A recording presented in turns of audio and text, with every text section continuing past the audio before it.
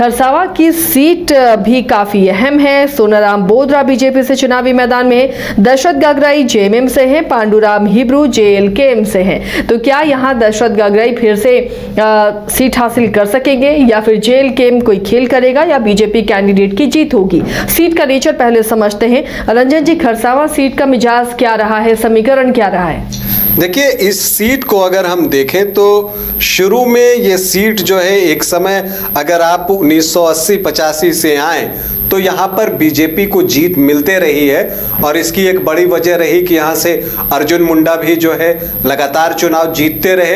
हालांकि दिलचस्प ये है कि खरसावा में पहली बार जो जेएमएम का झंडा फहराया था तो वो अर्जुन मुंडा ने ही फहराया था। 1995 में जेएमएम को यहाँ से पहली सफलता मिली थी और अब तक 3 सफलता मिल चुकी है जेएमएम को यहाँ से।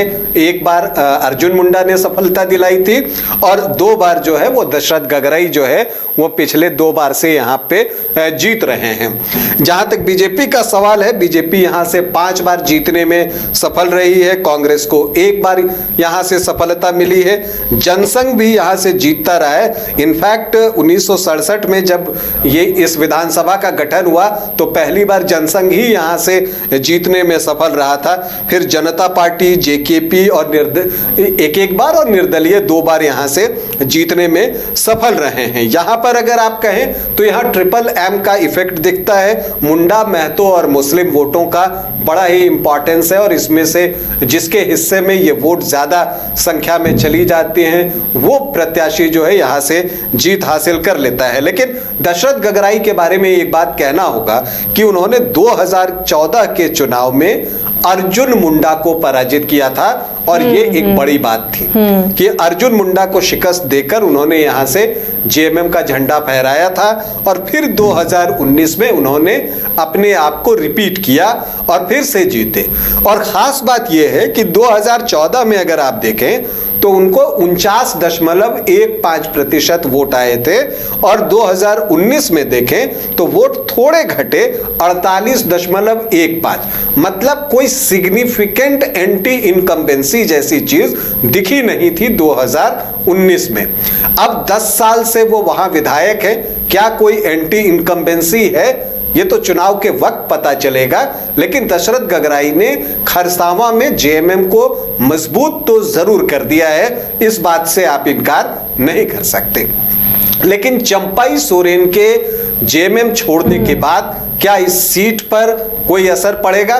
चंपाई सोरेन के इस्तीफे के बाद ये पहली बार जो है खरसावा में विधानसभा का चुनाव हो रहा है। और चंपाई सोरेन तो उस इलाके में काफी वर्चस्व है, काफी उनकी अहमियत है और कोल्हान का टाइगर भी उन्हें कहा जाता है। ऐसे में खरसावा सीट पर अब उनके बीजेपी जाने का असर क्या दिखेगा या फिर ये सीट दशरथ गागराई बचा पाएंगे?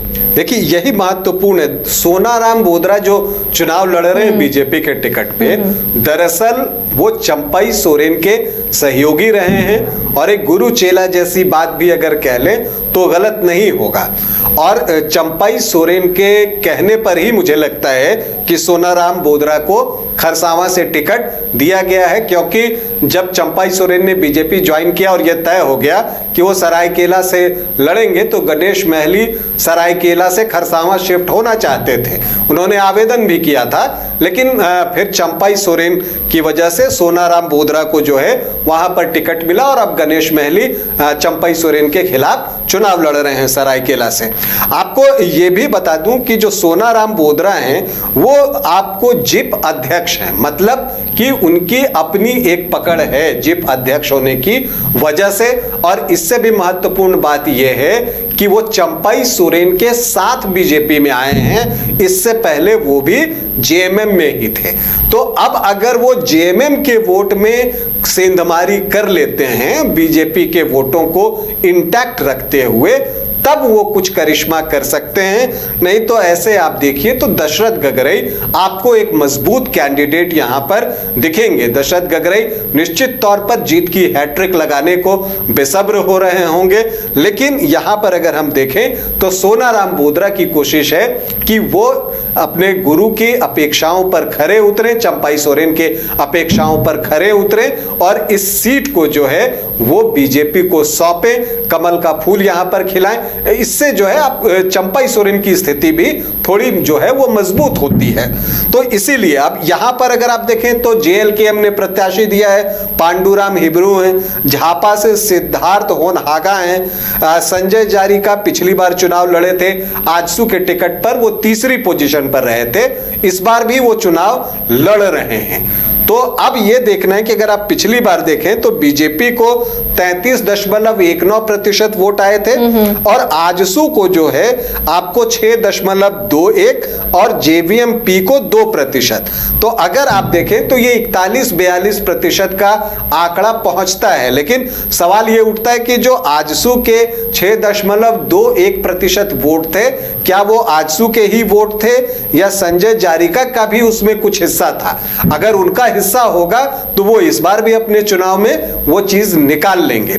दूसरी तरफ दशरथ गगराई जो कि 48.15% वोट पर पिछली बार थे, क्या एंटी इनकम्बेंसी इतनी है कि वो वहां से 8-10% वोट लूज कर जाएंगे? ये देखना दिलचस्प होगा और सबसे महत्वपूर्ण है कि वो वोट निकलेगा कहां से।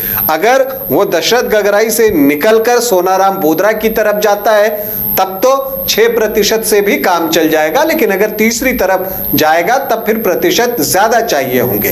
तो यह दिलचस्प है। एक सोनाराम बोदरा के आने से एक कंफ्यूजन क्रिएट तो जरूर हुआ है कि क्या जेएमएम के वोट कट के सोनाराम बोदरा को मिलेंगे, क्योंकि वो जो वोट काटेंगे अपने, वो जेएमएम के वोट काट सकते हैं, तब फिर वहां मार्जिन कम की जरूरत पड़ेगी। लेकिन इतना आसान ये होने नहीं जा रहा है। यहां पर भी एसटी वोटर्स की संख्या 53.6% है, मुस्लिम 7.1% है और महतो वोटर्स यहां पर जो हैं वो निर्णायक साबित होते हैं। लगभग 15% जो हैं वो महतो वोटर्स हैं। वो किस तरफ जाएंगे?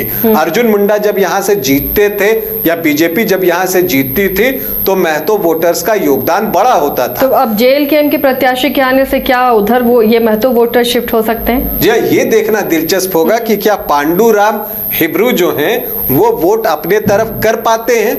अगर वो कर पाते हैं तब तो नुकसान बीजेपी को और ज्यादा होगा। देखिए इस बार अर्जुन मुंडा को लोकसभा चुनाव में कुर्मी वोटर्स का उतना साथ नहीं मिला, तो वो यहां से 14,950 वोटों से पिछड़ गए, खरसावां से भी।